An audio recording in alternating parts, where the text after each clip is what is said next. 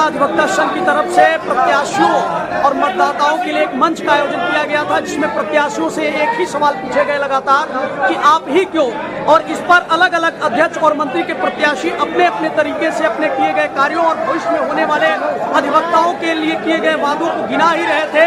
तभी रहा था जिस दौरान बिजली कटने से आप देख सकते हैं यहाँ पर शोरगुल है और अधिवक्ता अभी भी इस अधिवक्ता संघ मेन हॉल में मौजूद है।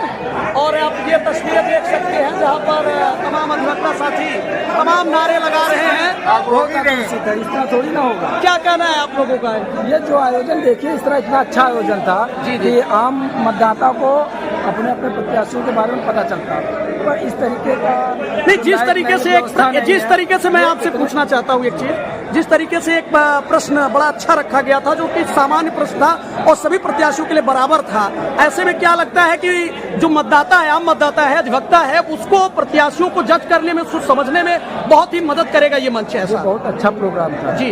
आज तक इस तरह का प्रोग्राम हुआ नहीं, क्योंकि मतदाता अपनी बातों को प्रत्याशियों द्वारा समझता और उसी विवेक से निर्णय देता। अभी तक क्या होता था कि सब अपनी अपनी बात बताते थे। खुले मंच में ये पहली बार हो। जी, पहली बार हो रहा है। बार के पदाधिकारियों ने लाइट पर ध्यान नहीं दिया, शायद इसीलिए यह कार्यक्रम जो है, जो एक बहुत अच्छा चल रहा था, जिससे लग रहा है आम मतदाता को, यहाँ के वकीलों को ये तो पता चल गया कि उनके संघ वाले कितनी अच्छी व्यवस्था इस जिला कचहरी के अंदर हुई है। कितना बड़ा प्रोग्राम आयोजन हो रहा है, उसमें लाइट की व्यवस्था नहीं है। अगर हम आपसे पूछना चाहे, आप कितने सालों से यहाँ पे वकालत कर रहे हैं? हमको 10 साल हो गया। 10 साल हो गया।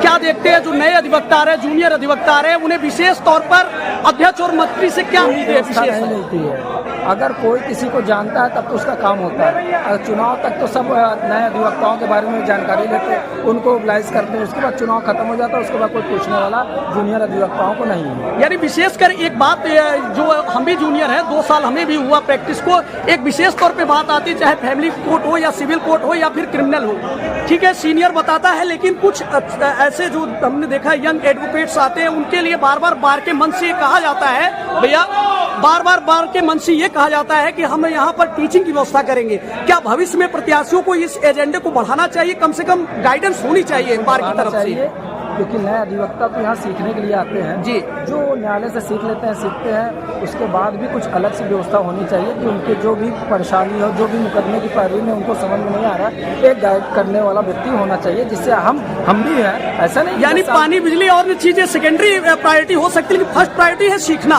और अधिवक्ताओं को कम से कम ये बार से उम्मीद है कि कम से कम इस तरह की व्यवस्था करें, हफ्ते में 2-3 क्लास चलाए। हम तो अपने संघ से बार से यही उम्मीद रखेंगे ना कि अच्छी से अच्छी फैसिलिटी मिल सके, और जो भी एक नया अधिवक्ता यहाँ आता है उसको वो ज्ञान के भंडार को प्राप्त कर सके। क्या नाम है भैया आपका? मन्नू सिंह एडवोकेट। देखिए, हमारे अधिवक्ता साथी मन्नू सिंह जी, जिनसे हमने बातचीत किया, और बार से क्या हम लोगों की सोच है और बार को किन दिशाओं में काम करना चाहिए, इस वीडियो के माध्यम से हम लोग भी शेयर करेंगे, ताकि बार के जो हमारे सम्मानित पदाधिकारी जो नई बार बनेगी 2025 की, वो इन मुद्दों पर भी जरूर सोचे और नए अधिवक्ताओं की क्या प्रायोरिटी है, क्या उन्हें जरूरतें हैं, क्या उन्हें दिक्कतें हैं, इस पर भी सुने। ये वो दृश्य है हाल का जिसे हम दिखा रहे हैं, जहां पर अभी अधिवक्ताओं के बीच में मतदाता मंच का आयोजन करके प्रत्याशियों से लगातार सवाल रखे जा रहे थे। लाइट की अव्यवस्था के कारण कार्यक्रम थोड़ा सा बाधित है। इन्हीं पलों को हमने इस वीडियो के माध्यम से शेयर किया है, इस पर आप राय दीजिएगा और शेयर जरूर करिए।